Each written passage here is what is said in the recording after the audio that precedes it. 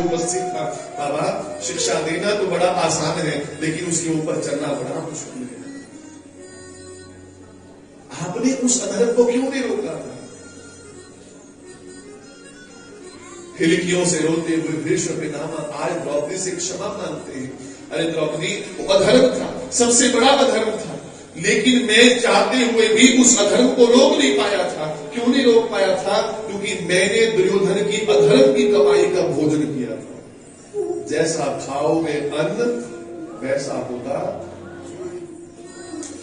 अरे मेरे मन में दुख था, मैं चाहता था कि उस अधर्म को रोका जाए, लेकिन नहीं रोक पाया मैं।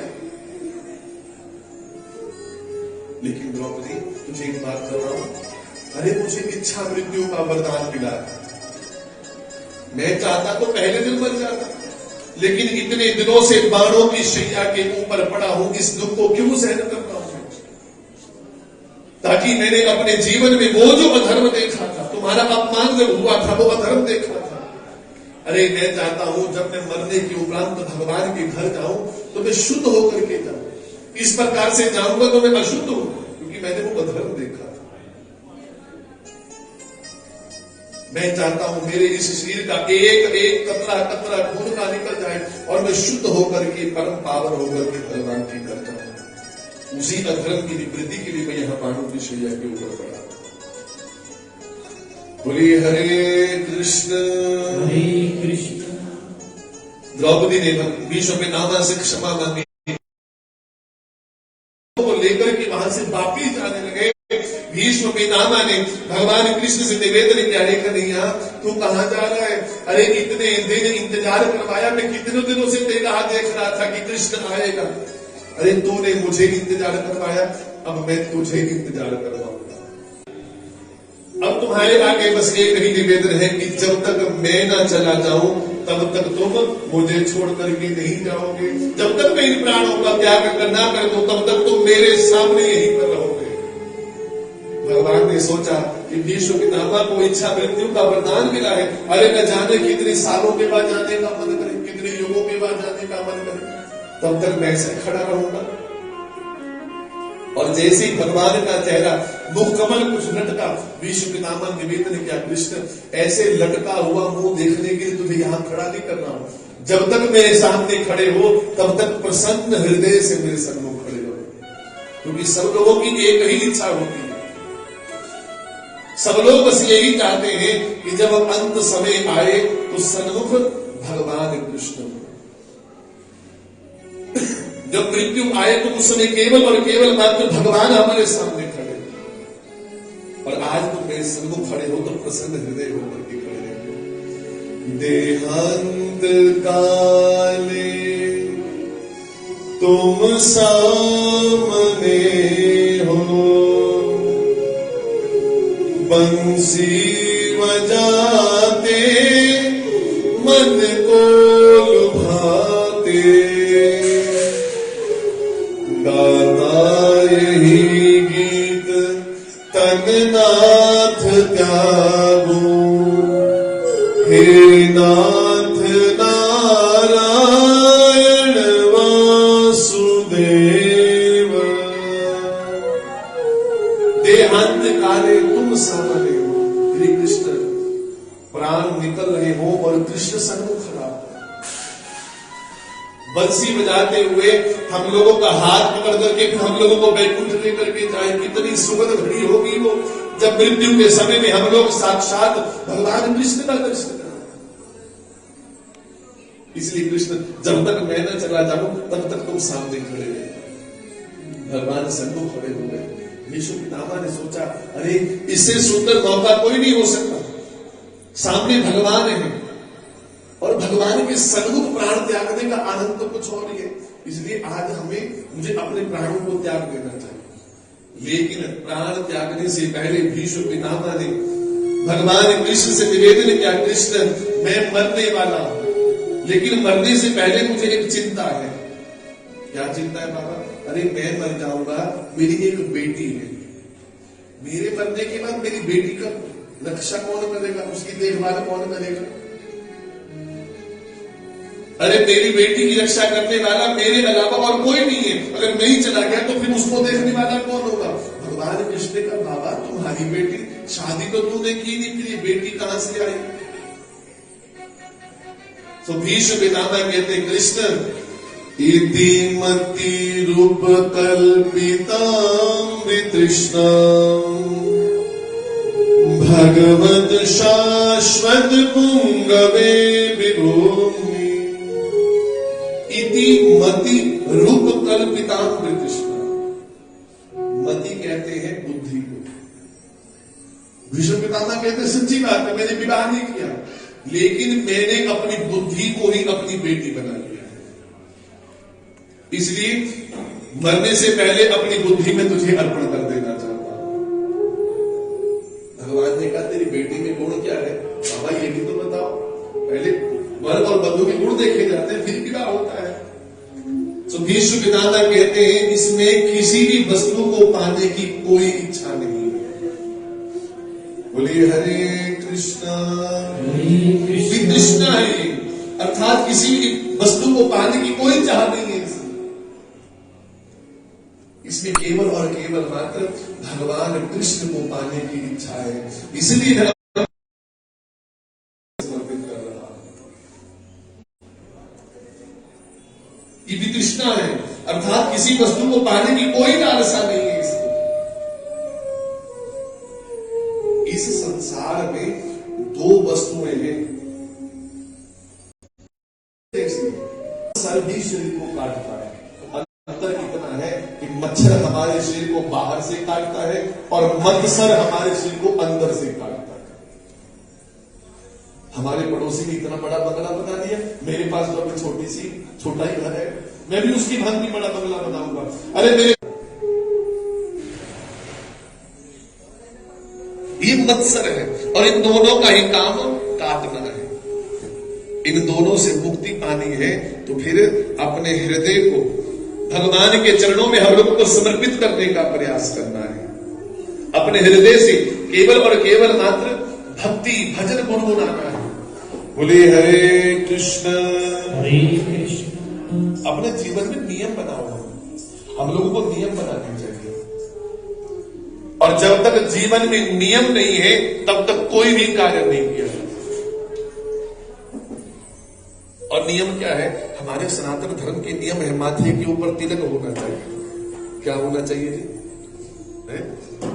मस्तक के ऊपर तिलक होना चाहिए, लेकिन हम लोगों ने तिलक नहीं लगाया। हम लोगों को शर्म आती है, इसलिए हम लोगों ने तिलक को हटा दिया। समस्त पुरुषों को चाहिए शिखा रखनी चाहिए, लेकिन हम लोगों ने शर्म के मारे अपनी अपनी शिखा कटवा दी।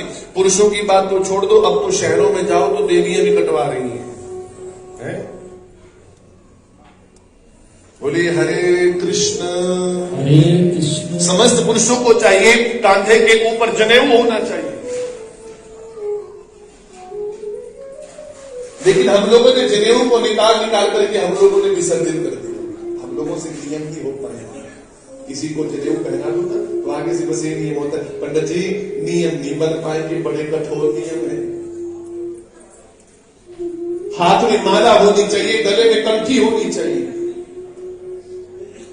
और हमारे शास्त्र कहते हैं, संत कहते हैं कि जिसके गले में कंठी वो पालतू है, जिसके गले में कंठी वो पालतू, और जिसके गले में कंठी नहीं वो फालतू। किसी का पालतू जानवर होता है ना, मार करके देखना जरा पालतू को, कोई हाथ नहीं लगा कर देखा। फालतू को तो बेचारे सड़क पर घूमने वालों को तो कई मार जाते हैं। इसलिए जिसके गले में कंठी वो पालतू, जिसके गले में कंठी नहीं वो। अब देख लेना पालतू कौन कौन है। पालतू किसका? भगवान का पालतू। तो फालतू नहीं बनना हम लोगों को, हम लोगों को कृष्ण का पालतू बनना है। ये तुलसी, ये ब्रह्म काष्ठ है, ये भवसागर से हम लोगों को पार करने वाली है। बोलिए हरे कृष्ण। बस ये कृत्य हम लोगों को, ये कर्म हम लोगों को करना है, और उसके लिए हम लोगों को अपने कर्मों को सुधारना पड़ेगा। सत्कर्म हम लोगों को करना पड़ेगा। कौन सा कर्म करना है?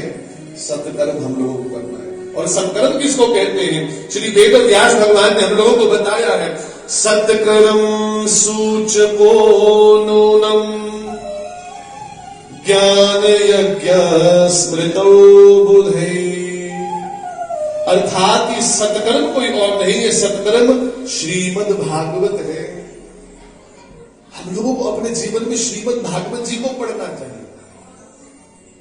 श्रीमद् भागवत जी के द्वारा दी हुई शिक्षा को ग्रहण करने का हम लोगों को प्रयास करना है।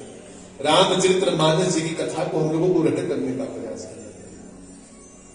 सबके घर में रामचरितमानस भी होगी और भागवत जी भी होगी, है ना? रामचरितमानस है सबके घर में। आपने विश्वास से कह दिया पंडित जी हमारे घर में रामचरितमानस है, लेकिन एक विश्वास के साथ मैं भी आपको बता सकता हूं, आपके घर में रामचरितमानस तो होगी, लेकिन या लाल कपड़े में बंदी होगी या पीले कपड़े में बंदी होगी। एक ऐसी जगह पर रखी होगी, बस सवेरे शाम अलमारी खोलो, धूप जोत घुमाओ, फिर अलमारी बंद करो। ऐसी स्थिति है ना? रामचरितमानस को अगर है तो अपने हृदय में मानस जी को उतारो। मानस जी की एक एक शिक्षा को धर्म का अपमान किया। जितना हो सके संतों की सेवा करनी चाहिए, लेकिन आज राजा परीक्षित के मन में एक संत से अपनी सेवा करवाने का भाव जागृत हुआ है। सुमिर नर उतरहि पारा, सुमिर सुमिर नर उतरहि। और इस कलयुग में केवल एक ही गुण है, यत फलम नास्ति तपसा न योगेन समाधिना। जो फल सतयुग द्वापर और त्रेता में बड़ी बड़ी तपस्याओं के बाद मिलता था, इसी कलयुग में तत्फलम लभ्यते सम्यक कलौ केशव कीर्तना। वही फल जो सतयुग त्रेता और द्वापर में बड़ी बड़ी तपस्याओं के बाद मिलता था, इस कलयुग में केवल भगवान का भजन गाने से वो फल हम लोगों को मिलेगा। इसलिए भजन गाना चाहिए। समय रह के हम लोगों को भजन गाना है। और शास्त्र संतों ने बताया भजन कब गाओ? भजन करो मस्त जवानी में, बुढ़ापा किसने देखा है। मस्त जवानी में, बुढ़ापा किसने देखा है। भजन करो मस्त जवानी में, बुढ़ापा किसने देखा है। भजन करो मस्त जवानी में, बुढ़ापा किसने देखा है। आँख से अंधे हो जाओगे, आँख से अंधे हो जाओगे, दर्श तुम कर नहीं पाओगे, दर्श तुम कर नहीं पाओगे। दर्श करो, दर्श करो, दर्श करो मस्त जवानी में, बुढ़ापा किसने देखा है। दर्श करो मस्त जवानी में, बुढ़ापा किसने देखा है। भजन करो मस्त जवानी में, बुढ़ापा किसने देखा है। भजन करो मस्त जवानी में, बुढ़ापा किसने देखा है। पैर तेरे चल नहीं पाएंगे, पैर तेरे चल नहीं पाएंगे, तीर्थ तुम कर नहीं पाओगे, तीर्थ तुम कर नहीं पाओगे। तीर्थ करो, तीर्थ करो, तीर्थ करो मस्त जवानी में, बुढ़ापा किसने देखा है। भजन करो मस्त जवानी में, बुढ़ापा किसने देखा है। भजन करो मस्त जवानी में, बुढ़ापा किसने देखा है। भजन करो मस्त जवानी में, बुढ़ापा किसने देखा है। इसीलिए मनुष्य को समय रहते भजन करना है। बुढ़ापे का इंतजार नहीं करना कि बुढ़ापे में बैठ करके भजन करेंगे, बुढ़ापे में भजन नहीं हो पाएगा। और एक संत ने बड़ी सुंदर व्याख्या करते हुए कहा, बुढ़ापा पता कैसा होता है? एक चने का दाना देखा, चने का दाना, एक स्वस्थ चने के दाने को अगर हम लोग धरती के भीतर डाल दें, जल दे दें, अंकुरित हो जाएगा, हो जाएगा स्वस्थ चने का दाना। लेकिन एक चने के दाने को तवे पर पहले भून दो जरा, आग में जला दो जरा। उस भुने हुए चने के दाने को जब हम लोग धरती में डाल करके उगाने का प्रयास करें, क्या होगा? भुने हुए चने जैसी स्थिति हमारी बुढ़ापे में हो। जैसे वो अंकुरित नहीं होता, वैसे ही बुढ़ापे में भजन नहीं होता। इसलिए समय रहते मनुष्य को भजन करना चाहिए। कान से बहरे हो जाओगे, भजन तुम सुन नहीं पाओगे, भजन सुनो।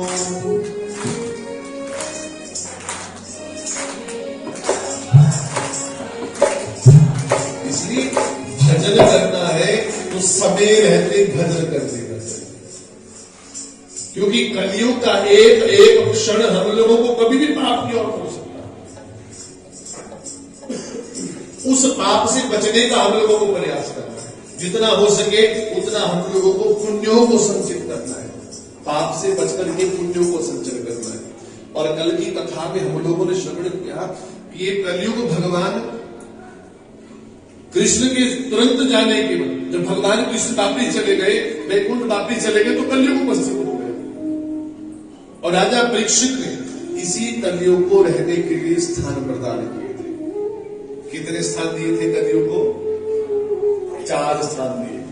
कितने? पहला स्थान क्या दिया था? द्योतम पानम स्त्रियः सूनाम यत्र अधर्मश्चतुर्विधः। पहला स्थान दिया था कलयुग को रहने के लिए द्यूतम। द्यूतम अर्थात जुए में। किसमें? जहां पर ताश पत्ता खेला जाता है वहां पर कलयुग निवास करता है।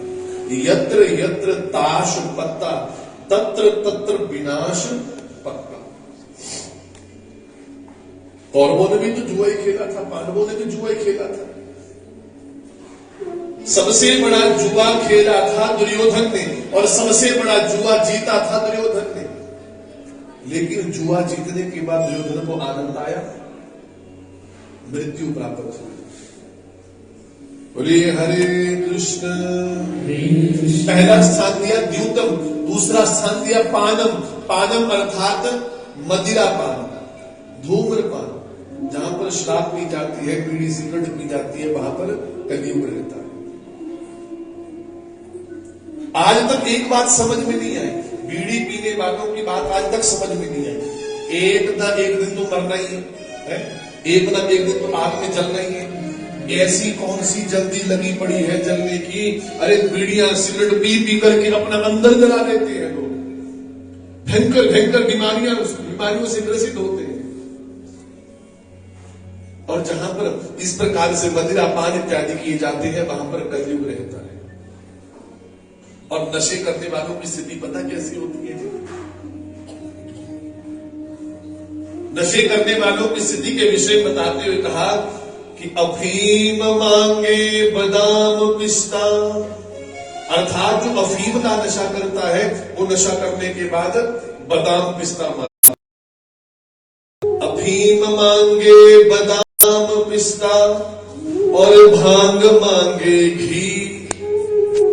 भांग का नशा करने वाला बाद में घी मांगता है। मांगता है कि नहीं मांगता वो पता नहीं, हम लोगों ने किया नहीं तो पता नहीं। रात भर कुत्ते के पास बैठ करके कुत्ते से बातचीत चल रही है। शराब के नशे में पड़ोसी के घर में घुस गए, अपना घर समझ करके। तो जब पड़ोसी से जूता परेड हुई तब अपने घर की ओर भागे। ये स्थिति है नशा करने वाले। जब कलयुग ने निवेदन किया, राजा परीक्षित से कहा, महाराज आपने 4 स्थान तो दिए, बड़े गंदे गंदे स्थान दिए, कोई एक अच्छा। तो राजा परीक्षित ने सोने में स्थान दिया। सोना, गोल्ड, या सोने की दृष्टि में हम लोग ये भी जान सकते हैं, किसी को अधर्म की कमाई से कमाया हुआ जो धन होगा, छल से कपट से किसी का धन छीन करके जो रखा जाए, उसका करके कलयुग सीधा सर पर आकर के बैठ जाए। क्योंकि आज राजा परीक्षित ने, वैसे परीक्षित ने अपने जीवन में कभी कोई पाप नहीं किया, कभी कोई अधर्म नहीं किया, लेकिन आज राजा परीक्षित ने जो स्वर्ण जड़ित मुकुट धारण किया है वो जरासंध राक्षस का है। राक्षस ने अधर्म की कमाई से उस मुकुट को बनाया था। कलयुग ने सोचा अगर राजा के ऊपर ही अधिकार नहीं हुआ तो जीना तो फिर व्यर्थ है। और जैसे ही कलयुग राजा परीक्षित के शीश के ऊपर विराजमान हुआ, वैसे ही आज राजा परीक्षित के मन में पहली बार वचनी नहीं उठे, तो परीक्षित ने सोचा कि झूठ मूठ का ढोंग कर रहा है। एक सच्चे संत को झूठा समझा, एक सच्चे संत की सच्ची समाधि को आज राजा परीक्षित ने झूठा समझा है। वहां झूठे आदमी के ऊपर विश्वास किया और यहां पर सच्चे संत को झूठा समझने का अपराध राजा परीक्षित ने कर दिया। बोले हरे कृष्ण हरे कृष्ण। मरे हुए सांप को उठाकर के राजा परीक्षित ने ऋषि शमी के गले में डाला और अट्टहास करते हुए वहां से चले गए।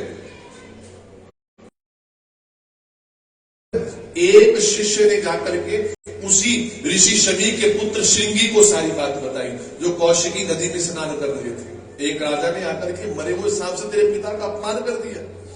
उसी कौशिकी नदी का जल हाथ में उस ऋषि श्रृंगी ने मृत्यु हो जाएगी। बोले हरे कृष्ण हरे कृष्ण। क्योंकि जैसा हम लोग कर्म करेंगे, हम लोगों को कर्म के अनुसार वैसा ही फल मिलेगा। किंचित मात्र उठा करके देखिए, महाराज हम लोगों ने कर्म किया, कौन देख रहा है हम लोगों को, लेकिन वो नीली छतरी वाला सब कर्मों का हिसाब किताब लगा रहा है। भगवान के दरबार में भगवान ने सबका हिसाब किताब रखा है, बस सबका खाता चला है। जैसा जैसा हम लोग कर्म करेंगे वैसा वैसा हम लोगों को फल मिलेगा। जो कोई जैसी करनी करता, जो कोई जैसी फल पाता, मेरे दाता के दरबार में सब लोगों का खाता। मेरे दाता के दरबार में सब लोगों का खाता। मेरे दाता के दरबार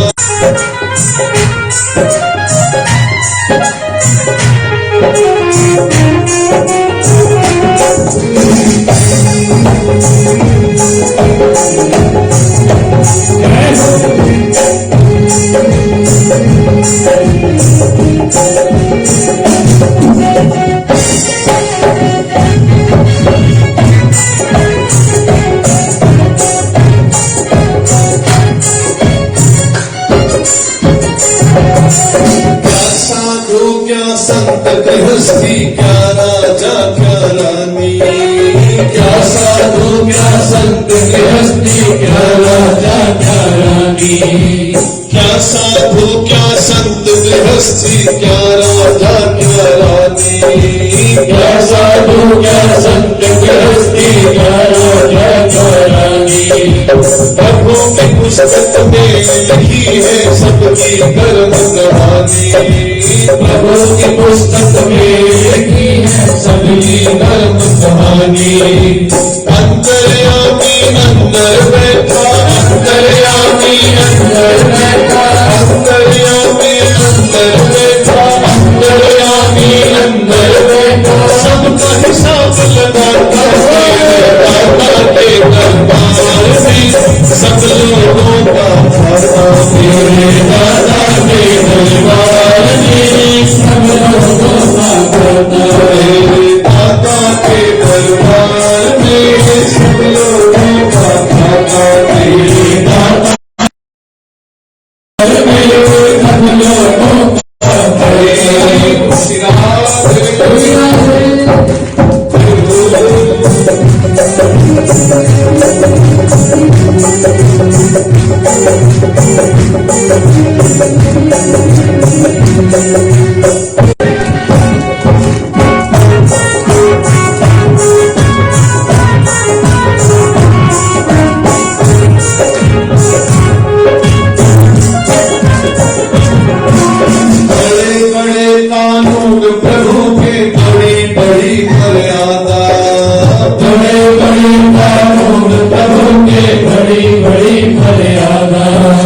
किसी को कौड़ी कम नहीं मिलती, मिले न भारी ज्यादा।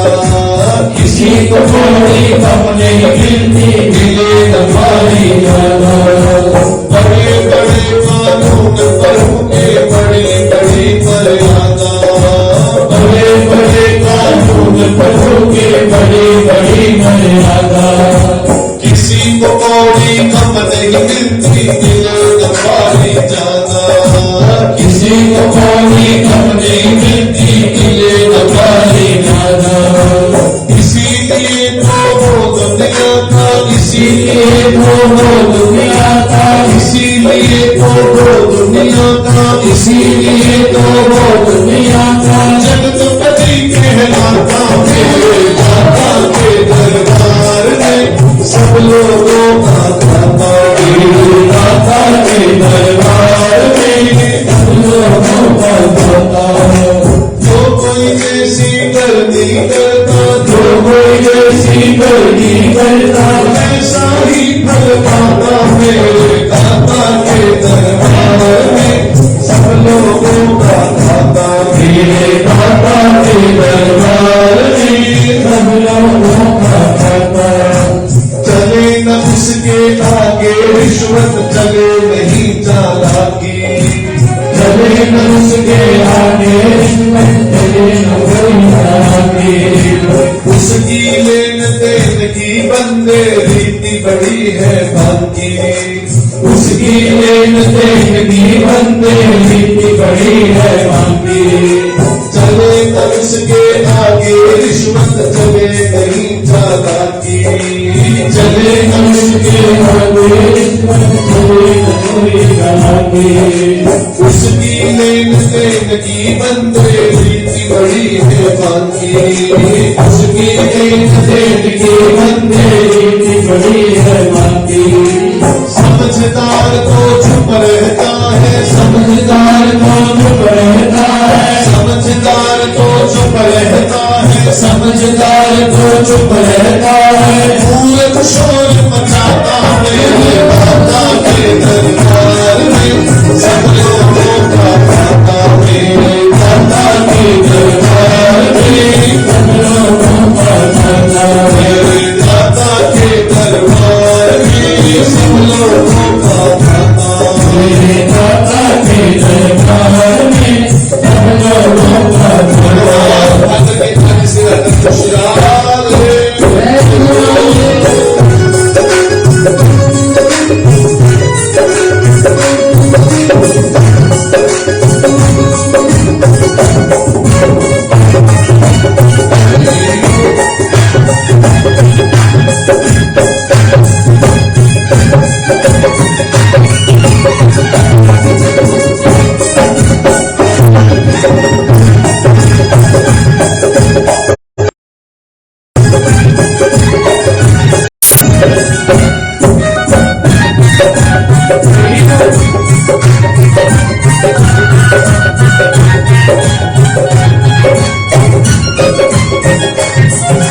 बिजली करनी कर ले बंदे, कर ले बंदे कर्म करियो भला। लाख आंख से देख रहा है तुझको देखने वाला। लाख आंख से देख रहा है तुझको देखने वाला। उसकी तेज नजर से बंदी बच पाता मेरे दाता के दरबार में। सब लोगों का दाता मेरे दाता के दरबार में। सब लोगों का दाता। जो कोई जैसी करनी करता, जो कोई जैसी करनी करता, ऐसा ही फल पाता मेरे दाता के दरबार में। सब लोगों का दाता मेरे दाता के दरबार में, सब लोगों का दाता। मेरे दाता के दरबार में, सब लोगों का दाता। मेरे दाता के दरबार में, सब लोगों का दाता। बोले भक्तवत्सल भगवान की जय। जय श्री राम। मनुष्य को सत्कर्म करना चाहिए। कोई कोई अच्छा कर्म करना चाहिए, क्योंकि एक एक पल पल का हिसाब भगवान के घर में लगेगा। वहां जाकर के हम लोगों को सब कुछ पाई पाई से हिसाब किताब देना पड़ेगा। जैसे जैसे हम लोगों ने कर्म किए हैं वैसा वैसा ही हम लोगों को फिर फल की प्राप्ति। आज श्रृंगी ऋषि ने राजा परीक्षित को 7वें दिन मरने का श्राप दिया है। इति लंघित मर्यादम तक्षकः सप्तमे हरि दंशति स्म कुलांगारम चोदितो में तद्रुवम्। परीक्षित अट्टहास करते वहां से चले गए, लेकिन राजा परीक्षित को एक पल के लिए भी पता नहीं चला आज मैंने अपने जीवन में गलती कौन सी करी। जिन संतों की चरण रज को मैं हमेशा अपने शीश पर धारण करता था, आज मैंने उन्हीं संतों का अपमान कर दिया। क्यों पता नहीं चला? क्योंकि शीश के ऊपर कलयुग है, और ये कलयुग का ये नियम है, ये कलयुग का कार्य है। हम लोग कुछ गलत काम भी करेंगे ना तो पहली बार तो मन में यही आएगा कौन देख रहा है हम लोगों को, कौन देगा हिसाब किताब। और ऐसे ही कई बार लोग पूछते हैं तो फिर दर्द किसको होती है? अगर हम लोगों ने कोई बुरा कर्म किया तो फिर वो कष्ट किसको सब मिलेगा? गरुड़ पुराण में लिखा है कि मरने के बाद एक सूक्ष्म शरीर दिया जाता है। भगवान हम लोगों को एक सूक्ष्म, ये वाला शरीर तो यही मिट्टी में मिल जाएगा, पंचतत्वों से पंच महाभूतों से निर्मित किया तो उन्हीं में मिल जाएगा। लेकिन मरने के बाद हम लोगों को एक सूक्ष्म शरीर दिया जाएगा जिसमें सुख दुख सहने की सारी शक्ति होती है, और उसी के अनुसार जाकर के फिर हमारे द्वारा किए हुए उन कर्मों का फल हम लोगों को मिलेगा।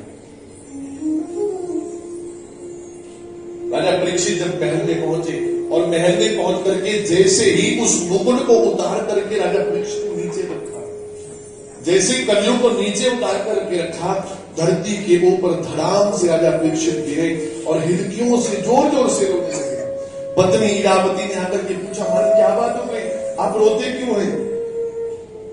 राजा परीक्षित ने अपनी पत्नी से कहा, देवी जिन संतों का मैं हमेशा सम्मान करता था, जिन संतों के चरण रज को मैं मस्तक के ऊपर धारण करता था, आज मैंने उन्हीं संतों का अपराध कर दिया।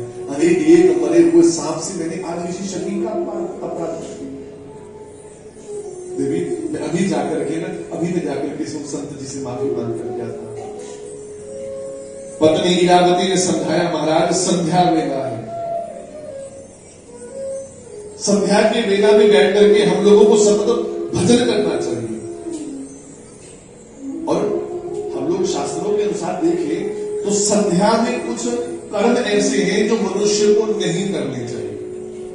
क्या नहीं करना चाहिए? शास्त्र कहते हैं कि जब संध्या वेला हो तो संध्या वेला को सोना वर्जित है, शयन करना वर्जित है। संध्या वेला में एक पति और पत्नी को संग नहीं करना चाहिए। संध्या वेला में भोजन नहीं करना चाहिए। संध्या वेला में केवल पति और पत्नी को परिवार को मिलकर के भगवान का सुमिरन भजन करना चाहिए। संध्या वेला में क्यों कर?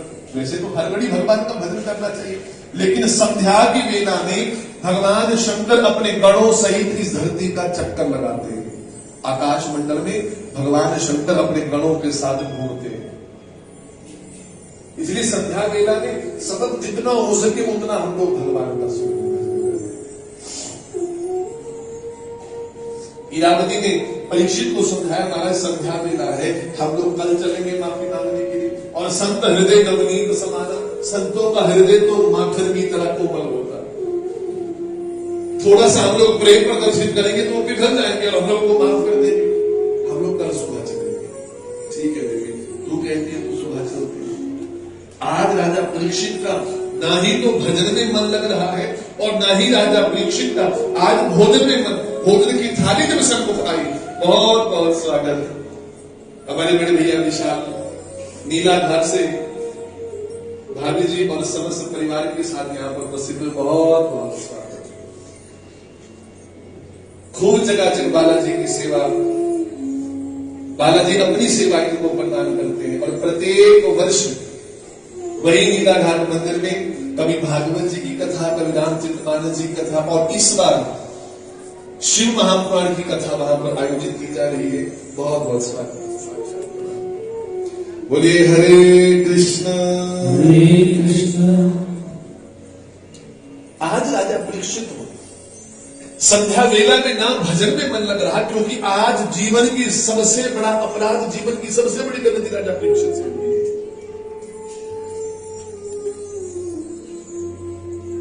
भोजन की थाली सर्वोप आई तो भोजन की थाली को भी स्वीकार किया गया। देवी, जब तक मैं संत के पास जाकर के उन संत जी से माफी नहीं मांगता, तब तक मुझे शांति प्राप्त नहीं होता है। अभी राजा परीक्षित अपने महल में ही थे। आज रात्रि के समय एक द्वारपाल राजा परीक्षित के पास आया और परीक्षित के पास आकर के निवेदन किया, महाराज द्वार के ऊपर एक ब्राह्मण देवता आपसे मिलना चाहते हैं। परीक्षित ने एक पल में सोचा, निश्चित वही ऋषि शमीक आए होंगे जिनका मैंने अपराध किया और वो मुझे क्षमा देने के लिए, मुझे अपराध के बारे में बताने के लिए आए होंगे। भागे भागे राजा परीक्षित जब मुख्य द्वार पर पहुंचे, जाकर के राजा परीक्षित ने देखा वहां पर एक छोटे से ब्राह्मण देवता है। प्रणाम करते हुए निवेदन किया, महाराज आप कौन है? उस ब्राह्मण देवता ने अपना नाम गौरमुख बताया। क्या नाम बताया जी? हरे कृष्ण। राजा परीक्षित ने जैसे सुना, उस गौरमुख से निवेदन किया, भैया तुम्हारे उस ऋषि कुमार को ये श्राप नहीं देना चाहिए था, ये श्राप देकर के सबसे बड़ी गलती करी है उन्होंने। अरे क्यों? अरे तुमने एक संत का अपमान किया है, समाधिस्थ हमारे गुरुदेव भगवान का मरे हुए सांप से अपमान किया, और तू कहता है कि तुझे इस प्रकार से श्राप नहीं मिलना चाहिए। ऋषि राजा परीक्षित ने उस गौरमुख ऋषि के सम्मुख दोनों हाथ जोड़ करके निवेदन करते कहा, महाराज मैंने अपने जीवन में सबसे बड़ी गलती करी है, किया है। अरे मुझे तो ऐसा श्राप देना चाहिए था कि अभी के अभी मेरी देह जल करके भस्म हो जाती। अरे 7 दिन का समय मुझे प्रदान किया, ये श्राप नहीं है, ये तो वरदान है मेरे लिए। अरे 7 दिन का परीक्षित ने उसी रात अपने ज्येष्ठ पुत्र जन्मेजय को सारा संपत्ति सौंप करके राज तिलक करते हुए उसी रात को अपना घर बार हमेशा हमेशा के लिए छोड़ दिया। बोलिए हरे कृष्ण। हरे कृष्ण। जाकर के राजा परीक्षित शुकताल में जाकर के विराजमान हो गए। गंगा किनारे शुकताल में जाकर के राजा परीक्षित समाधि होकर के बैठे। लेकिन जैसे ही साधु संत महात्माओं को पता चला कि राजा परीक्षित को श्राप लगा है, सभी अत्रि वशिष्ठश्च वनः शरद्वार अरिष्टनेमि भृगु अंगिराश्च, सारे साधु संत महात्मा राजा परीक्षित के पास चले आए। परीक्षित, अरे हम लोगों ने सुना कि तुझे ऋषि सिंह का श्राप लगा है। हाँ महाराज, आपने बिल्कुल ठीक सुना है।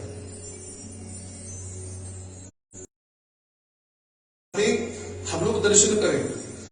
जितने साधु संत महात्मा आए थे, उन साधु संत महात्माओं में वेद व्यास भगवान थे। जो संत राजा परीक्षित के पास आए हैं शुकताल में, उनमें श्री वेद व्यास भगवान है।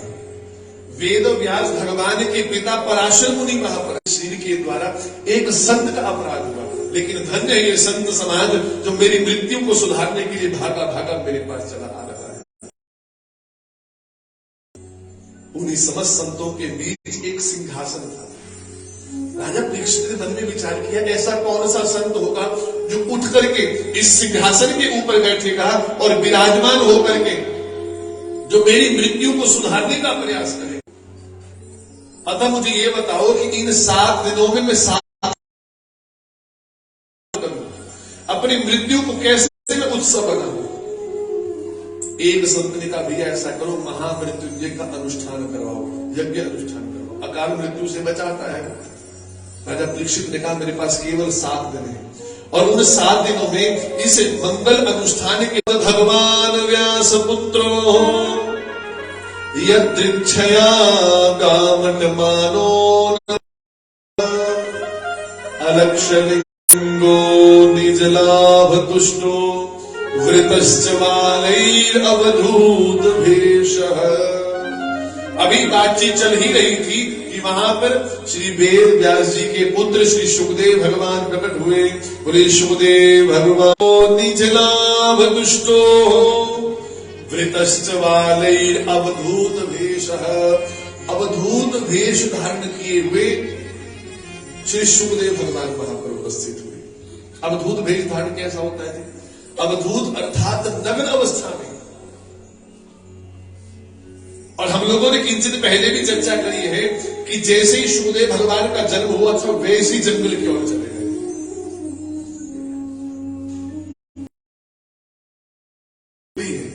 कौपीन ग्रंथि से भी मुक्त है। नग्न अवस्था में श्री सुखदेव भगवान वन की ओर चले गए थे और वही सुखदेव भगवान आज नग्न अवस्था में राजा परीक्षित का कल्याण करने के लिए सुकाम मोहित होकर के उनके पीछे पीछे चल रहे हैं। और छोटे छोटे बच्चों ने जब देखा तो पत्थर मारते हो, नंगा बाबा आया, नंगा बाबा आया करते हो पत्थर मार रहे थे। लेकिन सुखदेव भगवान ने एक बार भी पीछे मुड़ करके नहीं देखा कौन मुझे प्रेम से देख रहा है और कौन मेरा अपमान कर रहा है। संत किसको कहते हैं? गले में फूलों की माला डाल दे तो भी ठीक, अगर किसी ने धक्का दे दिया तो भी ठीक। संभाव भगवान के ऊपर जो सतत विश्वास रखे वही संत होता है। और संतों का स्वभाव तो वैसा ही है। और हमारे संत यहाँ पर हमारे ऊपर कृपा करने के लिए, ये सारे संत जितने भी यहाँ पर उपस्थित हैं, ये सारे वेद वेदांत भागवत जी को न जाने कितनी बार कंठस्थ कर चुके हैं, लेकिन आज कैसे यहाँ पर बैठे हैं? अनभिज्ञ होकर के यहाँ पर बैठे हैं। जिस प्रकार से शौनक ऋषि जिनको समस्त वेद वेदांत का ज्ञान है, लेकिन जब सूत जी से प्रश्न पूछे तो अनभिज्ञ होकर के प्रश्न पूछे। संत हृदय नवनीत समान। बोले हरे कृष्ण हरे कृष्ण।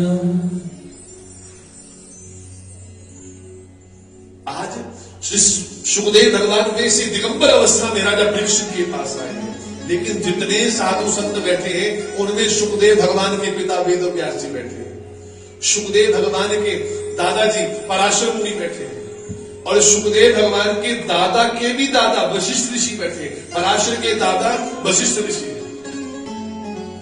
और जब सबने देखा कि सुखदेव हमारा पुत्र सुखदेव आया तो सबने खड़े होकर के स्वागत किया।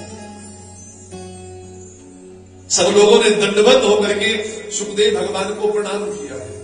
और जब राजा परीक्षित ने देखा कि इस छोटे से बालक को प्रणाम किया जा रहा है, इसका मतलब ये कि कोई बालक साधारण नहीं है, कोई दिव्य ब्राह्मण है, कोई दिव्य संत है, तो मुझे भी प्रणाम करना चाहिए।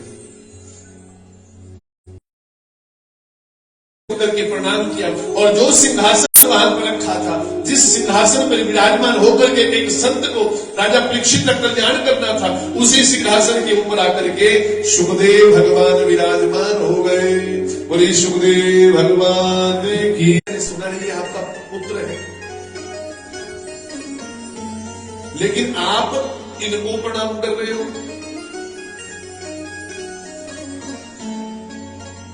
अरे नियम से तो पुत्र को पिता को प्रणाम, पुत्र पिता को प्रणाम करता है, लेकिन यहाँ पर पिता पुत्र को प्रणाम करता है। ये नियम कैसे महाराज? वेद व्यास भगवान परीक्षित को बताते हैं, परीक्षित धन वृद्धा बल वृद्धा आयुर्वृद्धा तथैव च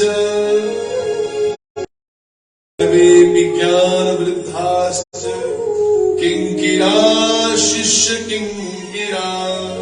हो सकता है कोई धन में बड़ा हो, कोई बल में बड़ा हो, कोई आयु में बड़ा हो, लेकिन हम लोग उसको बड़ा नहीं मानते। हम लोग तो जिसके पास ज्ञान होता है, हम लोग तो ज्ञान वाले को बड़ा, वो चाहे कर्मकांड करता हो चाहे ना करता हो, वो सम्मान के योग्य है, वो साक्षात हमारे लिए भगवान है।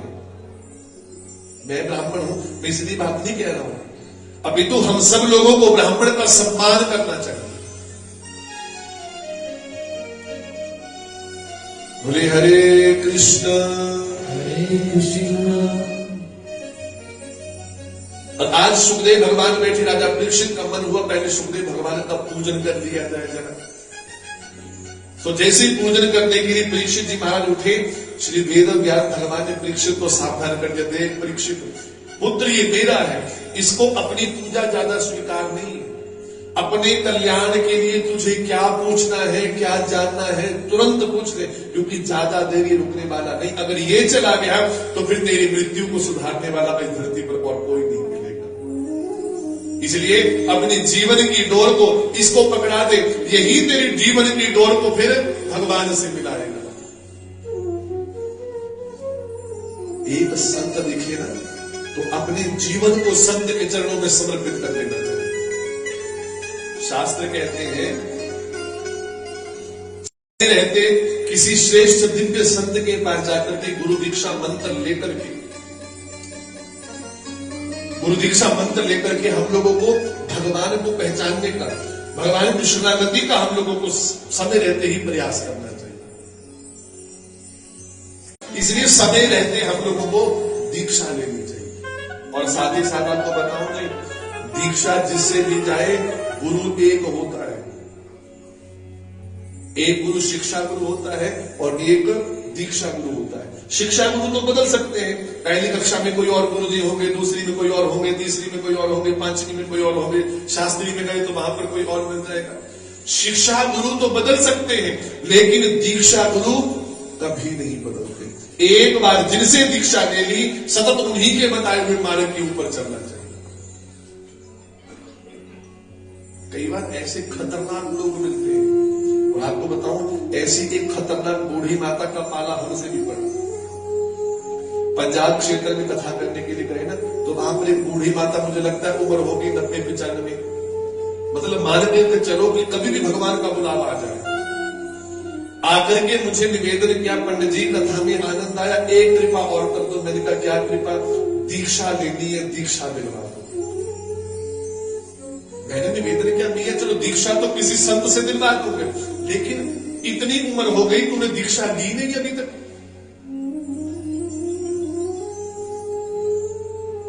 अरे तू आज हमारे पास आकर के हमसे कहती है कि मुझे दीक्षा दे दो। हम लोग दीक्षा नहीं देते। अरे दीक्षा तो कोई श्रेष्ठ संत देता है, और हम लोग उस श्रेणी में कभी नहीं पहुंच सकते। लेकिन भैया ये बता, तूने दीक्षा नहीं ली अभी तक, इतनी उम्र हो गई तेरी। बूढ़ी माता कहते हैं, पंडित जी कैसी बातें करते हो, दीक्षा क्यों नहीं ली? मैंने दीक्षा ली, एक बार नहीं कई बार ली। मैंने कहा मतलब? जब मैं कवारी थी तो हमारे गांव में एक संत आए थे, तो उन्हीं संत के पास जाकर के निवेदन किया, मैंने भी दीक्षा ले ली। उन्हीं से मेरे माता पिता दीक्षित थे, तो मैंने भी उनसे दीक्षा ले ली। फिर थोड़े दिनों के बाद मेरी शादी हो गई, और शादी के बाद मुझे पता चला कि वो जो गुरु जी थे जिनसे मैंने दीक्षा ली थी, वो बेचारे स्वर्ग सिधार गए। फिर शादी के बाद मैंने और मेरे पति ने दोनों ने एक और संत से दीक्षा ली। तब चिट्ठी का जमाना था, तो हाल चाल पूछ लेते थे। कभी चिट्ठी उनकी आती थी, कभी हम लोग भेजते थे। एक दिन चिट्ठी आई कि वो वाले गुरु जी भी स्वर्ग सिधार गए। फिर महाराज मैंने और मेरे पति ने एक और गुरु को दीक्षित हुए, उनसे दीक्षा ले ली। फिर फोन का जमाना आ गया, सो महाराज कल ही फोन आया कि वो वाले भी चले गए। अब बड़ी उम्मीद से आपके पास आई हूं। जैसे ही मैंने सुना, दोनों हाथ जोड़ ली, भैया मुझे मरने की इतनी जल्दी नहीं है। अरे तुझे दीक्षा दे दी, इसका मतलब ये कि टिकट पक्की है। वैसे तो भगवान का कोई पता नहीं कब ले जाए, लेकिन तुझे दीक्षा दी मतलब टिकट कन्फर्म है। इसलिए एक बार जिसको अपना गुरु बनाया, गुरु कभी नहीं बदलना चाहिए। बोले हरे कृष्ण। और हमारा कल्याण तभी होगा जब हम लोग अपने गुरु के चरणों में, एक संत के चरणों में जाएंगे। अपने जीवन की डोर को एक संत के चरणों में हम लोग समर्पित कर देंगे। और आज राजा परीक्षित ने सुखदेव भगवान से यही निवेदन किया कि महाराज पकड़ लो हाथ बनवारी, नहीं तो डूब जाएंगे। पकड़ लो हाथ बनवारी, नहीं डूब जाएंगे। हमारा कुछ न बिगड़ेगा, हमारा कुछ न बिगड़ेगा। तुम्हारी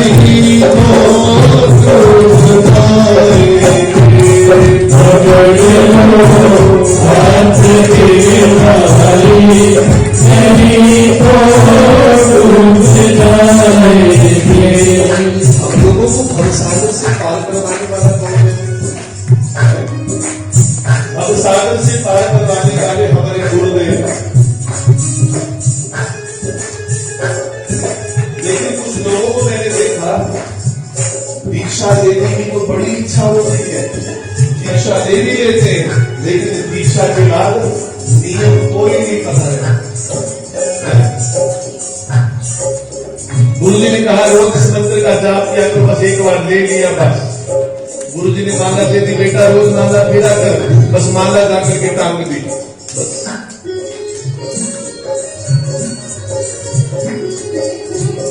हमारे गुरुदेव ही हम लोगों को भवसागर से पार करवाने वाले। हम लोगों ने दीक्षा ली थी, न जाने हमारे कितने जन्म शुद्ध हो गए, पुण्य हो गए, लेकिन गुरु के द्वारा दिए हुए उस दीक्षा मंत्र का हम लोगों को सब जाप करना है, बदल करना है।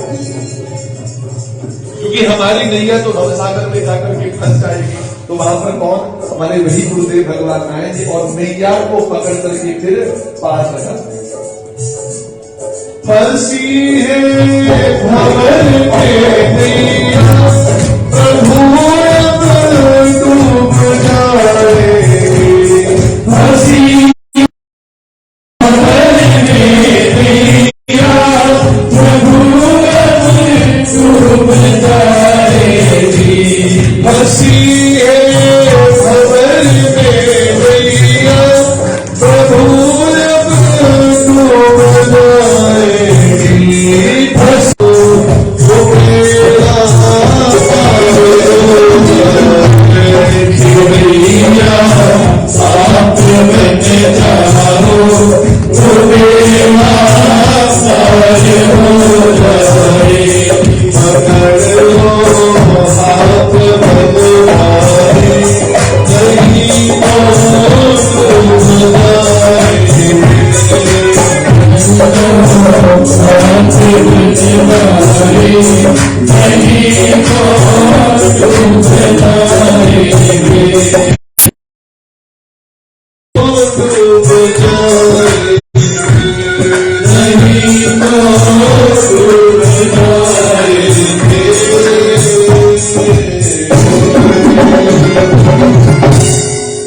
भक्तवत्सल भगवान की जय। होता है कि महाराज संत इतने कोमल, इतने निर्मल, इतने अच्छे स्वभाव वाले होते हैं। निर्मल स्वभाव महाराज जी का। कल कथा के बाद महाराज जी आए और महाराज जी ने आकर के आदेश दिया, बेटा इस साल की तो कथा तो बड़ी अच्छी चल रही है, ऐसा करना अगले साल वाली कथा भी लिख लेना, फिर आना पड़ेगा, फिर आकर के कथा करनी पड़ेगी। मैंने कहा ठीक है। क्यों? क्योंकि हम लोग ऐसे स्थान में रहते हैं, एक तो हम लोग भारतवर्ष में रहते हैं, सबसे पवित्र अपने भारतवर्ष में रहते हैं, और भारतवर्ष में भी हम लोगों को भगवान ने देवभूमि हिमाचल में पैदा किया, और देवभूमि हिमाचल में भी हम लोगों को ऊना प्रदेश दिया, ऊना क्षेत्र दिया, जहां पर एक तरफ कोटला कला महादेव है, एक तरफ राधा गोविंद भगवान राष्ट्रीय संत अवगान जी महाराज है, और उधर हमारे सदगुरुदेव भगवान रहते हैं नारी में। हम सब लोग संतों से घिरे हुए हैं, और इन्हीं संतों की कृपा से, संतों के आशीर्वाद से हम सब लोग चकाचक आनंद से चल रहे हैं, बड़ी खूब कृपा से चल रहे हैं। बोलिए हरे कृष्ण। ऐसे ही संतों के पास जाकर के अपने जीवन की गोल को पकड़ा महाराज, बस अब पकड़ो, अब आप ही पार लगाओगे, हमें तो कुछ नहीं पता। बोले संत समाज की। ऐसी राजा परीक्षित ने अपने जीवन की डोर को सुखदेव भगवान को समर्पित करते हुए उसने निवेदन किया है कि महाराज मुझे भी इस भवसागर से पार लगाओ, मेरे पास केवल 7 दिन है। और यहां पर राजा परीक्षित ने सुखदेव भगवान से बड़ा सुंदर पूछा है। इस प्रश्न को सार्वभौम प्रश्न कहा जाता है। प्रश्नों की श्रेणियां होती है ना, कोई तो उच्च कोटि का प्रश्न होता है, कोई मध्यम श्रेणी का प्रश्न होता है, कोई तुच्छ प्रश्न होता है, लेकिन ये जो प्रश्न यहां पर पूछा है ये सार। अतः पृच्छामि संसिद्धिं योगिनां परमं गुरुं पुरुषेऽहं यत् कार्यं म्रियमाणस्य सर्वदा। अतः पृच्छामि संसिद्धिं योगिनां परमं गुरुं। आज मैं योगियों के भी योगी सुखदेव भगवान से प्रश्न पूछ रहा हूं। और प्रश्न क्या पूछा? पुरुषेऽहं यत् कार्यं म्रियमाणस्य सर्वदा। राजा परीक्षित ने पूछा, महाराज ये बताओ ऐसे पुरुष को क्या करना चाहिए जिसको जल्दी मृत्यु आने वाली, ऐसे व्यक्ति को क्या करना चाहिए जो जल्दी मरने वाला, जल्दी करना चाहिए। राजा परीक्षित ने प्रश्न केवल अपने लिए नहीं पूछा, राजा परीक्षित ने प्रश्न किसके लिए पूछा? सबके लिए प्रश्न पूछा है, क्योंकि जल्दी मरने वाला तो कोई भी हो सकता है। भगवान ने 7 ही दिन दिए हैं सबके पास। हो सके हम लोग इन 4 दिनों में खूब चकाचक सत्संग करें, खूब चकाचक आनंद से हम लोग भजन करें। और आज राजा परीक्षित ने जो प्रश्न पूछा ये बड़ा उच्च प्रश्न पूछा, बड़ा सुंदर प्रश्न पूछा। महाराज ये बताओ कि जल्दी मरने वाले को क्या करना चाहिए? अतः पुरुषेऽहं यत् कार्यं म्रियमाणस्य सर्वदा। जीवन में भजनीय क्या है, किसका भजन करना चाहिए, जीवन में श्रवणीय क्या है, क्या सुनना चाहिए, मनुष्य का कर्तव्य क्या है और मनुष्य का हमेशा समाधि में रहते हैं सुखदेव भगवान, कभी समाधि को तोड़ करके नहीं आते। लेकिन आज राजा परीक्षित के कल्याण के लिए सुखदेव भगवान आए हैं और 7 दिन तक राजा परीक्षित को बड़ा दिव्य ज्ञान प्रदान किया। राजा परीक्षित ने तो सुखदेव भगवान परीक्षित को बताते हैं, परीक्षित वर्यानेश ते कृष्णः कृतो लोक हृदय नृपः। वर्यानेश ते 1 लाख साल तक जीता था। कितने सालों तक? सतयुग में आयु थी 1 लाख साल। सतयुग बीता, त्रेता आया, भगवान ने 1 जीरो पीछे से हटा दी, आयु कितनी रह गई? 10,000 वर्ष।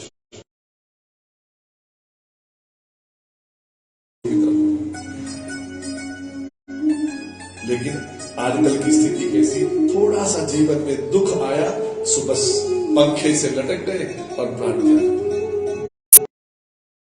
थोड़ा सा जीवन में दुख आया सो जहर खा लिया सो मर गए। में लगे जी नजर कम हो गई। 10-15 साल की उम्र के बच्चे को डायबिटिक, मधुमेह, शुगर की बीमारी हो गई। 30-35 आते आते हार्ट ने, हृदय ने काम करना ही बंद कर दिया। सदाशिव और भगवान शंकर का पूजन करने से हम लोगों को किस किस फल की प्राप्ति होती है? घर में पुत्र नहीं है तो भगवान शंकर के ऊपर गाय का दूध चढ़ाओ, देसी गौ माता का दूध चढ़ाओ, पैसा पुत्र मापन होती, भगवान पुत्र पर प्रदान करते। कारोबार नहीं चल रहा हम लोगों का तो भगवान के ऊपर गन्ने का रस चढ़ाओ या शक्कर चढ़ाओ जल में घोल करके। शरीर में अनेकों प्रकार की व्याधियां लग गई तो भगवान के ऊपर तीर्थों के जल का अभिषेक करना शुरू करो। भगवान के ऊपर बिल्व पत्र चढ़ाओ। त्रिदलम त्रिगुणाकारम त्रिनेत्रम त्र्यायुधम त्रिजन्म पाप संहारम बिल्वपत्रम शिवार्पणम। भगवान शंकर ये नहीं कहते कि मेरे ऊपर हीरे जवाहरात मोती चढ़ाओ, नहीं। भगवान कहते प्रेम से एक लोटा जल का चढ़ा दोगे ना, मैं उससे भी प्रसन्न हो जाऊंगा। भगवान कहते प्रसन्न होकर के एक बिल्व पत्र मेरे ऊपर चढ़ा दोगे, मैं उससे भी प्रसन्न हो जाऊंगा। और सबसे बड़ी बात ये, भगवान कहते मेरे सन्मुख आकर के अगर अपना मन ही मेरे ऊपर चढ़ा दोगे, मैं तब भी प्रसन्न हो जाऊंगा। बोले हरे कृष्ण। लेकिन मनुष्य एक ऐसा प्राणी है जो सब कुछ भगवान को अर्पण करता है, लेकिन अपना मन भगवान को अर्पण नहीं करता। और यही पर मनुष्य से सबसे बड़ी गलती हो जाती है। पैसा भी चढ़ा देता, ठीक है, धन दौलत चढ़ा दी, लेकिन जब तक हम लोगों ने भगवान को अपना मन अर्पित नहीं किया, तब तक कोई फायदा नहीं। 3 प्रकार की सेवा है ना, तन, मन और धन। तन से सेवा करो, धन से सेवा करो, और साथ ही साथ मन से भगवान की सेवा करनी चाहिए। बोले हरे कृष्ण। आज राजा परीक्षित ने प्रश्न पूछे, महाराज ये बताओ कि सबका कल्याण कैसे होगा। सुखदेव भगवान कहते हैं परीक्षित, तस्मात् भारत सर्वात्मा भगवान ईश्वरो हरि श्रोतव्यः कीर्तितव्यश्च स्मर्तव्यस्य यथा भवेत्। सबसे पहले नियम बनाओ, हम लोग भगवान की कथा को सुने। श्रोतव्यः कीर्तितव्यश्च।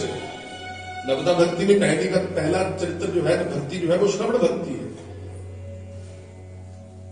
पहले सुनने की आदत डालो, हम लोग सुने क्या, हम लोग भजन सुने। कैसे सुने? यहां से कानों से सुनकर के हम लोग हृदय में स्थापित करें। यहां से सुनकर के यहां से निकाल दिया तो कोई फायदा नहीं होने वाला, कोई लाभ नहीं मिलने वाला। कानों से सुनकर के हम लोग उसको अपने हृदय में धारण करें, हृदय में स्थापित करें।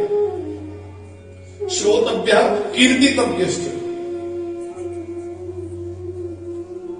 पहले सुनो और फिर सुने हुए को सुनाओ। क्या करना चाहिए जी? पहले सुनो और फिर सुने हुए को घर जाकर के कीर्तन करो। श्रोतव्यः कीर्तितव्यश्च स्मर्तव्यस्य यथा भवेत्। सुने हुए को सुनाओ, और सुनाने वाला अगर कोई नहीं मिलता है तो फिर चिंतन करो, स्मरण करो, आत्मचिंतन करो। एकांत में बैठ करके फिर वही जो हम लोग सुन करके आए हैं, हम लोग अपने आप से उसको दोहराने का प्रयास करें। बोले हरे कृष्ण। और इसके साथ साथ प्रत्येक श्वास के ऊपर भगवान का भजन चल रहा है। श्वास श्वास पर कृष्ण भजी, वृथा श्वास ना जाए, ना जाने ये श्वास की फिर आनी होए के नाही। प्रत्येक श्वास के ऊपर भगवान का नाम होना चाहिए। क्षणभंगुर जीवन की कलिका, कल प्रात को जाग खिले न खिले। मलयाचल की शुचि शीतल मंद सुगंध समीर चले न चले। कलिकाल कुठार लिए फिरता, तन नम्र है चोट झिले न झिले। ले हरि नाम हरि रसना, फिर अंत समय में हिले न हिले। समय रहते हम लोगों को इस जीता से भगवान का भजन करना है, क्योंकि अंत समय में ये जीव हिल नहीं पाती। शास्त्र कहते हैं अंत समय जब आता है तो हम लोग कई कुछ कहने का विचार करते हैं, लेकिन कंठे घुर घुराते, कंठ में घुर। लोग भी कहते हो ना कि महाराज वो ना कंठ में ना गले में वो शुरू हो गई करीबी है, मतलब अब जाने वाला समझो। इसलिए अंत समय में आवाज नहीं निकलती, कंठे घुर घुराते। अंत में केवल घुर घुर भगवान का जितना हो सके उतना हम लोगों को भजन करना है, क्योंकि सृष्टि से पहले भगवान थे और जब सृष्टि नहीं रहेगी तो मूल तत्व में भगवान ही शेष बचेंगे, हम और आप लोग शेष नहीं बचेंगे। भगवान इस सारी सृष्टि का मूल तत्व है, गूढ़ तत्व है। कैसे है? एक छोटा सा दृष्टांत हम लोग समझने का प्रयास करें। एक किसी गांव में ना एक व्यक्ति था, मरने से पहले उस आदमी ने अपनी सारी संपत्ति, जितनी संपत्ति थी, सारी संपत्ति अपने 3 बच्चों के नाम कर दी। 2 बेटे थे, 1 बेटी थी। और संपत्ति कैसे लिखवाई उसने? अपनी वसीयत कैसे लिखवाई? मेरी संपत्ति का आधा भाग मेरे बड़े बेटे को दे देना, मेरे मरने के बाद आधा हिस्सा मेरे बड़े बेटे को दे देना। ध्यान से श्रवण करना। मेरी संपत्ति का चौथा भाग मेरे छोटे बेटे को दे देना, मेरी संपत्ति का 5वां भाग मेरी बेटी को दे देना। बस वसीयत लिखी और मर गए। मरने के बाद परिवार में संस्कार इत्यादि किया। परिवार पंचायत को बुला करके सारा परिवार अब बांटने के लिए बैठा। अब जब वसीयत खोली गई तो वसीयत में जो पंचायत के प्रतिनिधि थे ना, उन्होंने लिखा था कि महाराज तुम्हारे पिताजी लिख करके गए कि संपत्ति का आधा हिस्सा बड़े बेटे को, चौथा हिस्सा छोटे बेटे को और 5वां हिस्सा मेरी बेटी को दे दो। संपत्ति है क्या? पंचायत ने पूछा संपत्ति क्या है? परिवार ने कहा हमारी संपत्ति के नाम पर हमारे पिता के पास 19 ऊंट थे। संपत्ति क्या थी?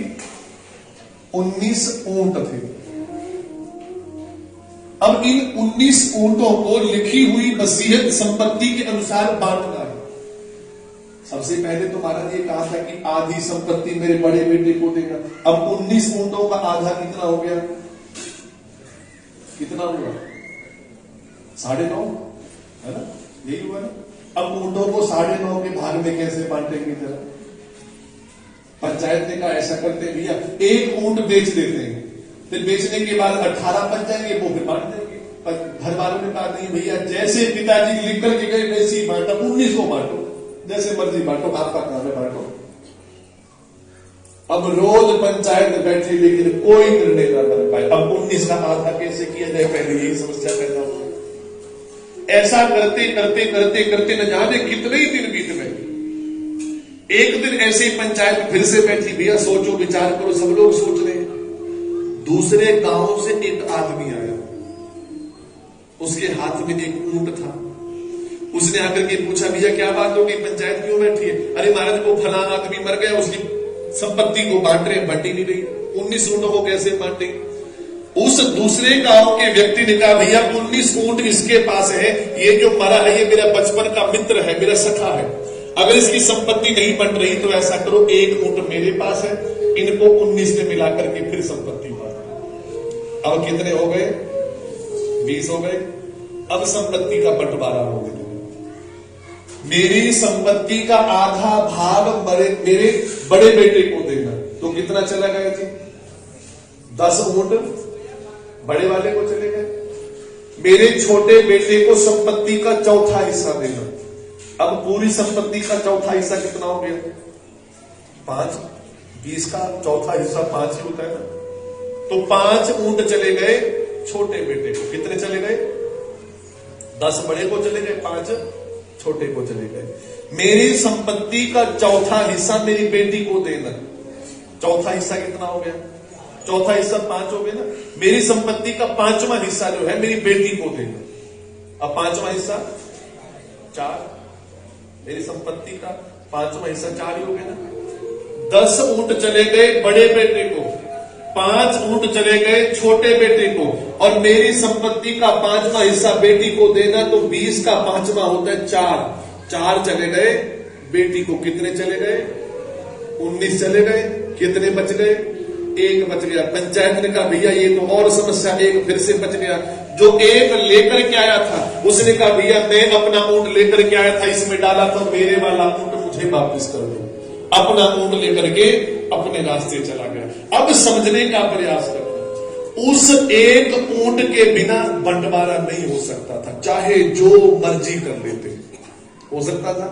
नहीं हो सकता था। और सारा बंटवारा करने के बाद वही एक ऊंट फिर से बच गया। वो कौन है? वो साक्षात भगवान है। इस सृष्टि के बीच भगवान के बिना ये सृष्टि नहीं चल सकती, और सृष्टि के बाद साक्षात भगवान ही शेष बचेंगे। बोलिए हरे कृष्ण। मूल जो बच गया वो भगवान ही है। सारी सृष्टि के बाद शेष जो बचे वो भगवान है। इसलिए प्रत्येक श्वास के ऊपर उस मूल भगवान कृष्ण का शब्द हम लोगों को भजन करना है। ऐसी कोई सांस नहीं होनी चाहिए जिस जीवा के ऊपर हमारे इष्ट भगवान का नाम ना हो, भगवान का भजन ना हो। क्योंकि ये मानव तन बड़ा अनमोल है, और हमारे संत कहते हैं कि मनुष्य तन अनमोल रे, मिट्टी में न रोल रे, अब जो मिला है फिर न मिलेगा, कभी नहीं कभी नहीं कभी नहीं रे। मनुष्य तन अनमोल रे, मिट्टी में ना रोल रे, अब जो मिला है फिर न मिलेगा, कभी नहीं कभी नहीं कभी नहीं। मनुष्य तन अनमोल रे, मिट्टी में न रोल रे, अब जो मिला कभी नहीं कभी नहीं कभी नहीं। मनुष्य तन अनमोल रे, मिट्टी में ना रोल रे, अब जो मिला है फिर न मिलेगा, कभी नहीं कभी नहीं कभी नहीं।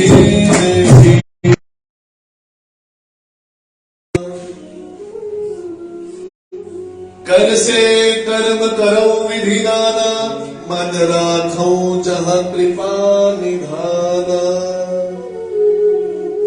कर्म कुछ भी करो, कोई भी काम करो, लेकिन अपने मन को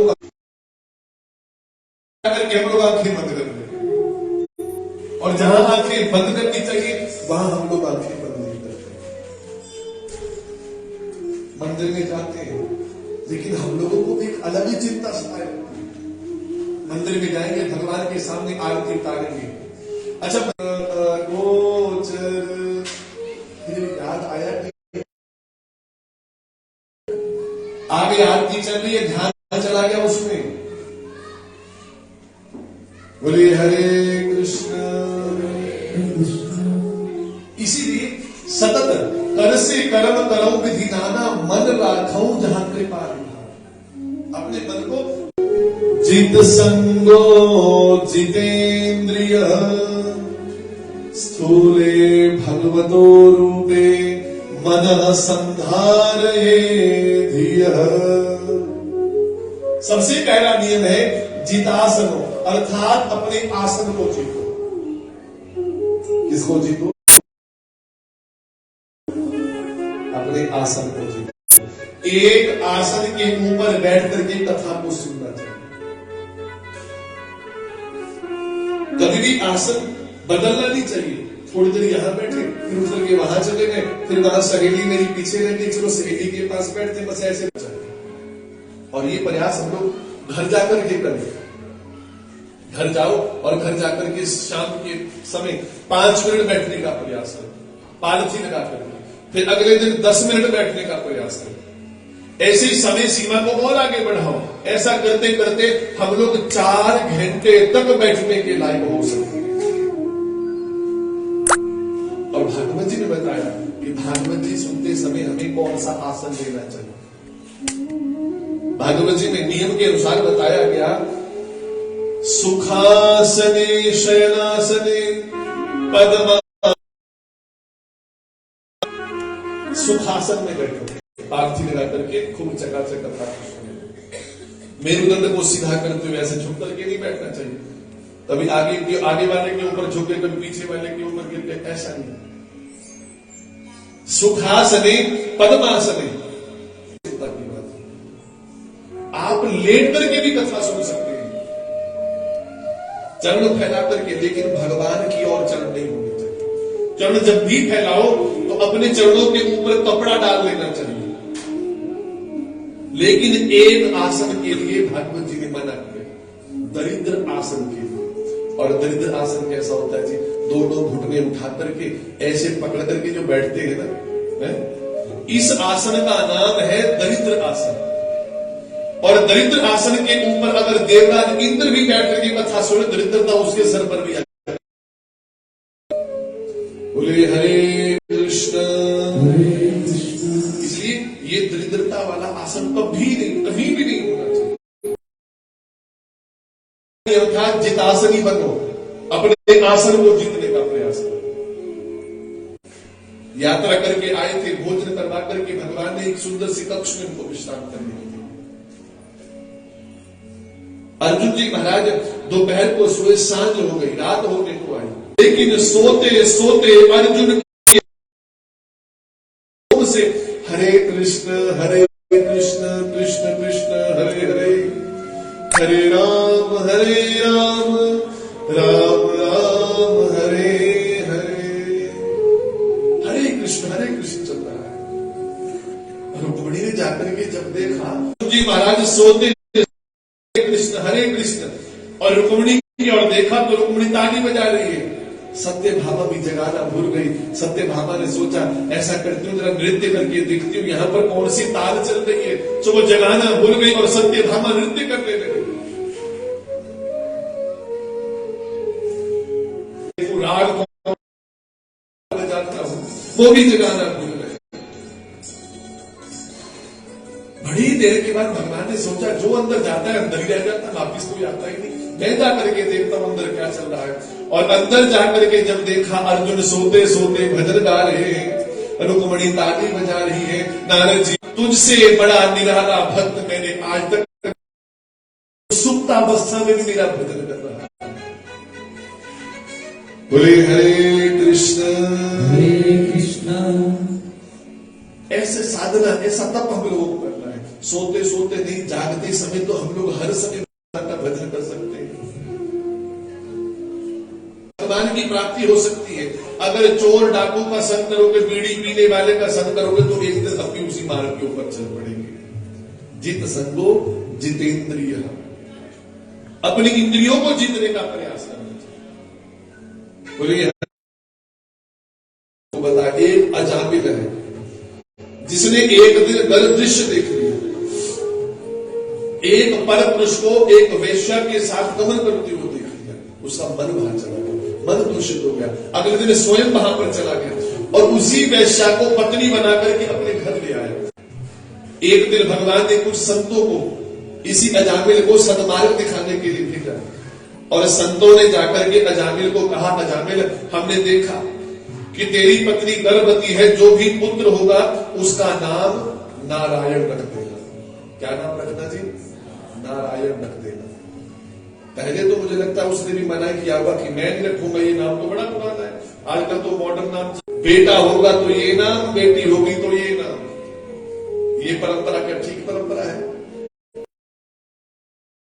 ऐसा नहीं होना चाहिए। बच्चों का नामकरण संस्कार होता है जब बच्चे के जन्म के 11वें 12वें दिन ब्राह्मण देवता घर की शुद्धि के लिए आते हैं। उस समय कुंडली बनाई जाती है और उसमें ब्राह्मण कहता है इस अक्षर का नाम आपके पुत्र का होगा और प्रयास करना चाहिए।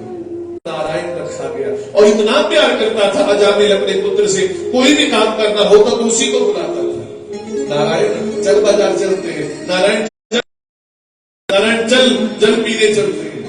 कोई भी काम करता तो अपने पुत्र का नाम लेकर के, इसी बहाने नारायण नारायण नाम का भजन चलने लगा। समय आया, मृत्यु आई, यमराज ने अपने भयंकर दूतों को भेजा, जाओ इसको घसीटते हुए पूरी लेकर के आओ, नरकों में इसको डालना है। बोले हरे कृष्ण।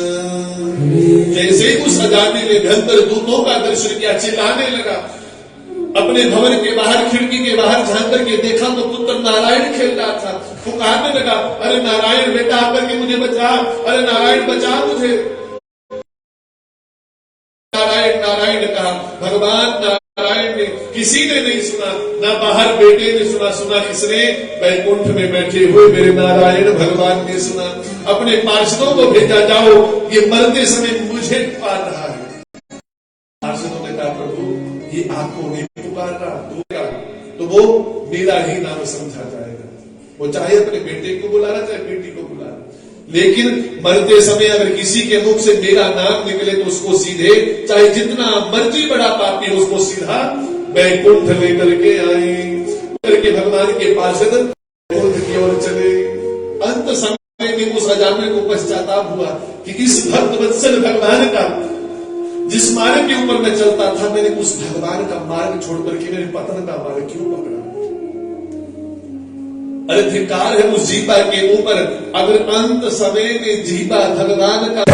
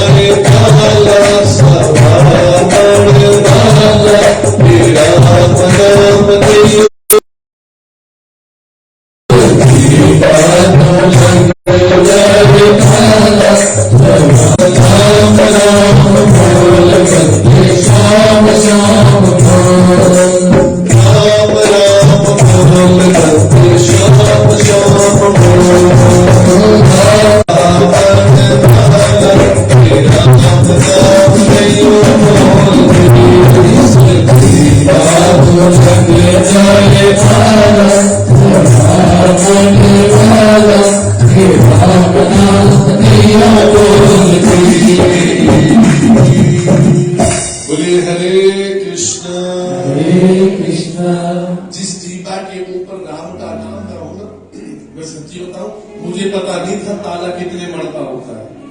आपने बोला कितने, 1.25 मन का। अब जो भगवान का नाम न ले वो देख लेगा। ताला आपने चुना, भार आपने चुना, उठाना आपको ही पड़ेगा। बोले हरे कृष्ण। इसलिए अपनी इंद्रियों से, अपनी इंद्रियों को विजय रखना, अपने मन को अपने वश में रखने का प्रयास हम लोग करना, मन के वश में नहीं होना। समर्थ भगवान की शरण। और यहां पर एक रघुवंश के राजा खंडवान के विषय बताया गया।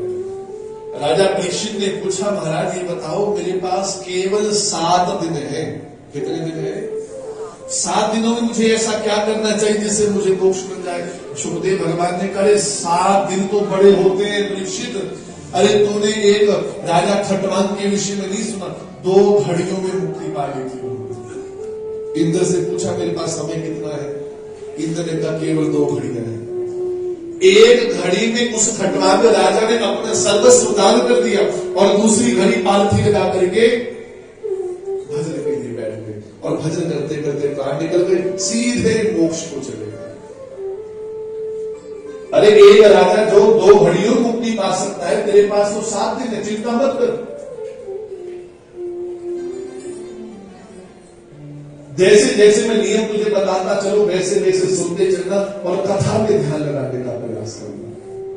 बोले हरे कृष्ण कृष्ण। जब तक हम लोगों ने अपने मन को अपने वश में नहीं किया, क्योंकि मन बड़ा चंचल है, एक पल के लिए यहां तो दूसरे पल उधर की ओर भागता है। इस मन को वश में कैसे करना है? आप लोगों ने लोहे का टुकड़ा देखा है?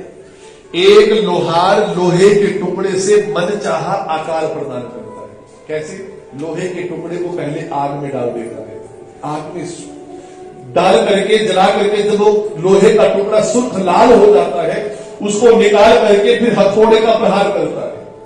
जैसा चाहता है वैसा आकार देता है।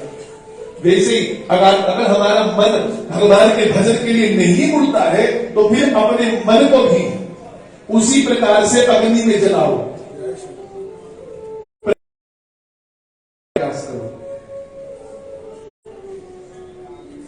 और फिर उसी के ऊपर अपने प्रेम के हथौड़े से प्रहार करते हुए फिर उसको भगवान की ओर मोड़ने का प्रयास करना चाहिए। गोस्वामी तुलसीदास जी विवाह के बाद अपनी पत्नी से बड़ा प्रेम करते करना। सो गोस्वामी तुलसीदास जी नदी में छलांग लगा दी। अच्छा, आप लोगों से एक बात पूछूं, मरा हुआ आदमी किसी को तार सकता है? तार सकता है कि नहीं? मरा हुआ आदमी किसी को नहीं तार सकता। ऐसे ही गोस्वामी तुलसीदास जी ने जैसे नदी में छलांग लगाई, डुबकियां लगाने लगे, और डुबकी लगाते लगाते गोस्वामी तुलसीदास जी ने देखा कि एक शव जो आधा जला हुआ था वो तैरता हुआ आ रहा था। तो गोस्वामी तुलसीदास जी ने उस शव को पकड़ा और पकड़ करके नदी पार कर दी। बोले हरे कृष्ण। अच्छा, आप लोग कहते हो कि मरा हुआ आदमी किसी को उतार नहीं सकता, लेकिन एक आधा जला हुआ शव गोस्वामी तुलसीदास जी को नदी से पार कर लाता है। ऐसा क्यों? रामचरितमानस ने बताया कि जहां पर कृपा राम की होई, ता पर कृपा करे सब कोई। जिसके ऊपर भगवान की कृपा, राम की कृपा हो जाए, सब लोग उसके ऊपर कृपा करते हैं। रात के अंधेरे में अपने ससुराल जाकर के पहुंचा तो मुख्य दरवाजा बंद, घर के पीछे चला गया और ऊपर मुंडेर से देखा एक रस्सी लटक रही है, रस्सी को पकड़ करके ऊपर चला गया। पत्नी ने जाकर के पूछा, महाराज आप आधी रात को कहां से आए? गोस्वामी तुलसीदास पत्नी से कहते, देवी अरे देवी तुझे शायद पता था कि मैं आऊंगा, इसलिए तूने पीछे मुंडेरे के साथ रस्सी बांध रखी है।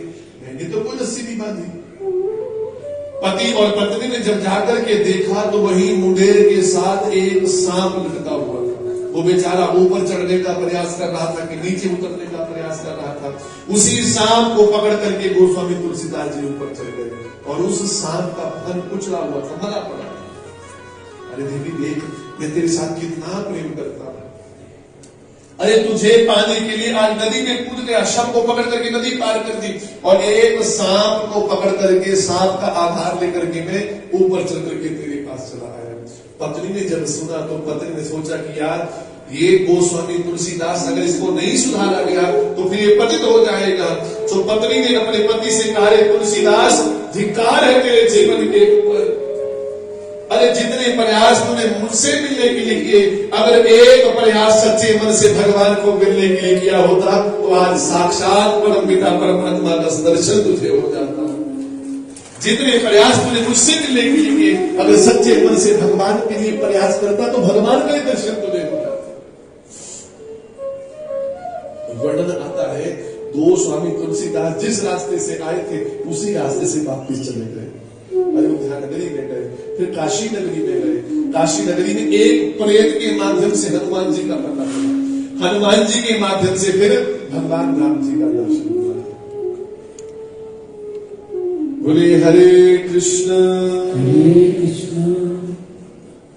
इसीलिए अपने मन को भगवान के भजन के लिए लगाने का हम लोगों को प्रयास करना चाहिए।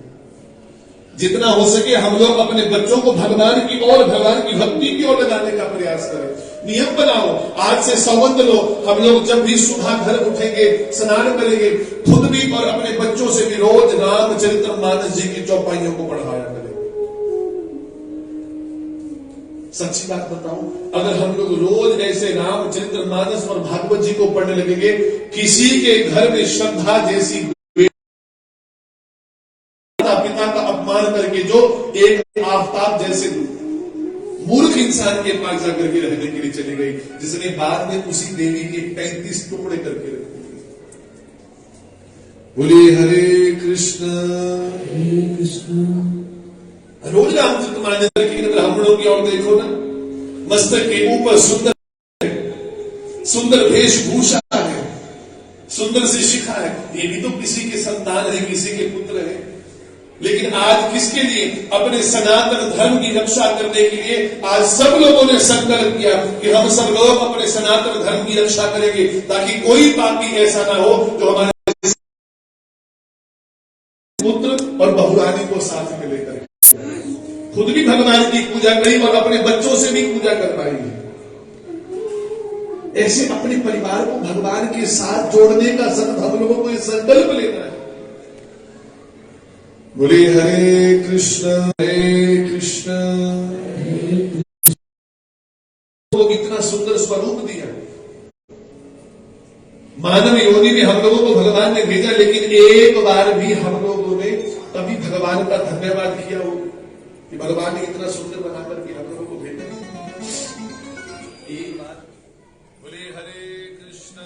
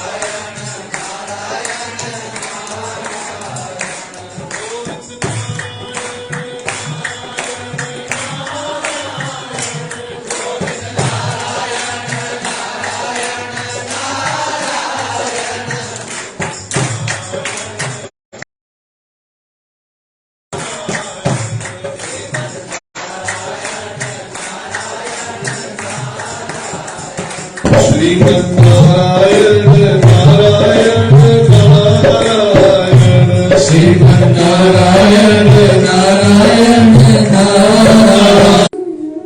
मानव तन दिया भगवान ने, देखने के लिए आंखें दी, सुनने के लिए कान दिए, बोलने के लिए जीवा दी।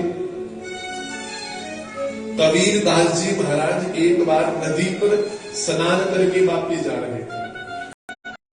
आगे आगे कुछ देवियां चल रही थी और उन देवियों में एक देवी ऐसी थी जिसका अभी अभी विवाह हुआ था। तो विवाह में अनेकों प्रकार के आभूषण मिले थे उसको। अब वो देवी अपनी दूसरी सहेली से कह रही थी, देख देवी मुझे सोने, और रो करके कहा रे आज तुझे तेरे परिवार ने ये नथनी दीनी यार ने तो चिंतन बारंबार, नथनी दीनी यार ने तो चिंतन बारंबार, और नाक दीनी करता। भागवत जी ने एक नियम बताया कि भगवान के ऊपर चढ़ी हुई वस्तु का कभी अपमान नहीं होना चाहिए। जो वस्तु भगवान के ऊपर चढ़ गई ना उसका अनादर कभी नहीं होना चाहिए। लेकिन एक बार देवताओं से गलती हो गई। दुर्वासा ऋषि वैकुंठ में गए, भगवान की स्तुति गाई, सो भगवान नारायण ने अपने गले में मोतियों की माला थी वो दुर्वासा को पहना। दुर्वासा ऋषि वैकुंठ से निकल करके सीधे इंद्र के लोक में चले गए, स्वर्ग में चले गए। देवराज इंद्र ने ऐरावत के गले में डाल दी और ऐरावत ने अपनी सूंड से तोड़ करके उस माला को चरणों में गिरा दिया। आज भगवान के द्वारा दी हुई उस प्रसादी माला का अपमान हुआ है। उसी अपमान को दे करके लक्ष्मी देवताओं को छोड़ करके रसातल में चली गई। फिर लक्ष्मी को प्राप्त करने की